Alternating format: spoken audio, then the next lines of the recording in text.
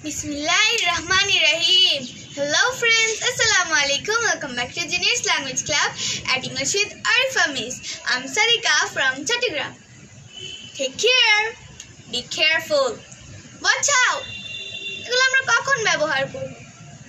চলো শিখি। Watch out হচ্ছে অনেক বড় একটা ডেঞ্জারাস জিনিস আমরা ব্যবহার করব, like a car accident.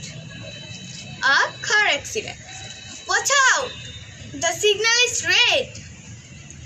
Be careful is for small risk, like spilling coffee. Coffee অনেক সময় কিন্তু পড়ে যায়, হাতও পুড়ে যেতে পারে গরম থাকার কারণে। সেজন্য এটা একটা ছোট্ট রিস্ক।